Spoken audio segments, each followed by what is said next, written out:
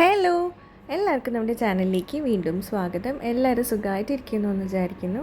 ഇന്ന് നമ്മൾ ഇതുപോലത്തെ ഒരു ട്രാൻസ്പെറൻറ്റ് കവറാണ് എടുത്തിട്ടുള്ളത്.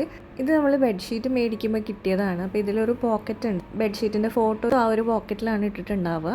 അപ്പോൾ ആ ഒരു പോക്കറ്റാണ് നമ്മൾ ജസ്റ്റ് ഇങ്ങനെ കട്ട് ചെയ്ത് എടുക്കുന്നത്. കട്ട് ചെയ്യുമ്പോൾ ഇതിൻ്റെ ഈ സൈഡ് കട്ടായി പോവാണ്ട് ആ ഒരു പൗച്ച് പോലെ തന്നെ കട്ട് ചെയ്ത് എടുക്കണം. ഇനി നമ്മൾക്ക് ഇതിന് നീളം കുറച്ച് കൂടുതലായിരിക്കും. അപ്പോൾ ഞാൻ എടുത്ത് ചെയ്യുന്നതെന്ന് വെച്ചാൽ ഒരു ഡബിൾ പോക്കറ്റുള്ള പൗച്ചാണ് ഉണ്ടാക്കാൻ ഉദ്ദേശിക്കുന്നത്. അപ്പോൾ ഈ താഴെ ഭാഗം നമ്മൾ ഇതുപോലെ ജസ്റ്റ് ഒന്ന് മടക്കി കൊടുക്കുന്നുണ്ട്.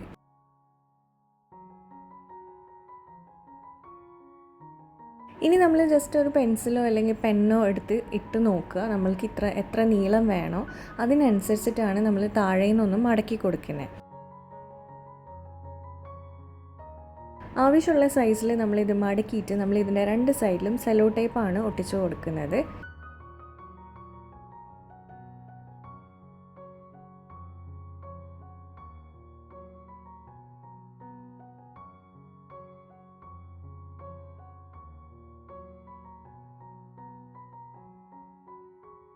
ഇനി എക്സ്ട്രാ സെല്ലോ ടേപ്പ് എന്തെങ്കിലും പുറത്തേക്കൊക്കെ ഉണ്ടെങ്കിൽ അതൊന്ന് ജസ്റ്റ് കട്ട് ചെയ്ത് മാറ്റാം.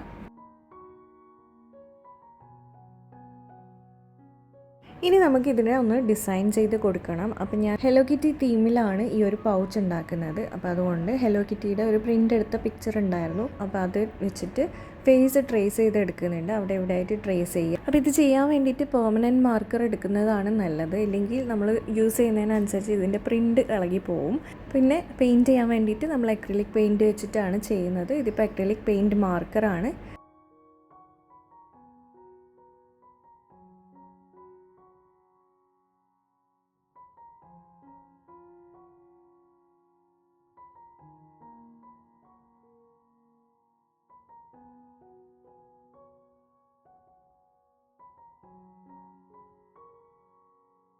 അപ്പോൾ ഈ ഫേസൊക്കെ നമ്മൾ കളർ ചെയ്തെടുത്തതിന് ശേഷം നമ്മൾ ഈ പൗച്ചിനെ ഒന്ന് ഭംഗിയാക്കാൻ വേണ്ടിയിട്ട് പിങ്കും വൈറ്റും റെഡും വെച്ചിട്ട് ഹാർട്ട് ഷേപ്സ് വരച്ച് കൊടുക്കുന്നുണ്ട്. അതുപോലെ ബ്ലാക്ക് വെച്ചിട്ട് ഇങ്ങനെ ബോ ഷേപ്പും വരച്ചെടുക്കുന്നുണ്ട്. അപ്പോഴാണ് ഇതിന് കുറച്ചും കൂടെ ഒരു ഭംഗി വന്നത്. ഇനി നമ്മൾക്ക് ഇതിൻ്റെ ഈ മേലെ ഭാഗത്തെ പണി ചെയ്യാം. അപ്പം ഈ ഒരു ഭാഗം ഓപ്പൺ ചെയ്യാനും ക്ലോസ് ചെയ്യുന്ന ഭാഗമില്ലേ, അവിടെ നമ്മൾ ജസ്റ്റ് ഒന്ന് കർവ് ഷേപ്പിലൊന്ന് കട്ട് ചെയ്ത് കൊടുക്കുന്നുണ്ട്.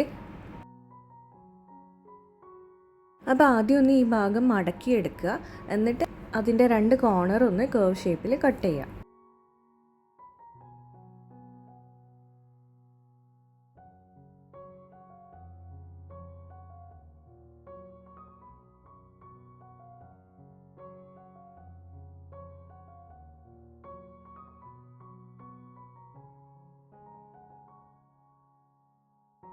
ഇനി നമ്മളിത് സ്റ്റിക്ക് ചെയ്യാൻ വേണ്ടിയിട്ട് ഗ്ലൂ ഡ്രോപ്സ് ആണ് യൂസ് ചെയ്യുന്നത്. ഇത് ഞാൻ മീഷോന്ന് വാങ്ങിച്ചതാണ്. മുന്നേ ഒരു മീഷോ ഹോൾ ചെയ്തിട്ടുണ്ടായിരുന്നു. അപ്പോൾ അത് ആ വീഡിയോയിൽ ഞാൻ കാണിച്ചിട്ടുണ്ട്.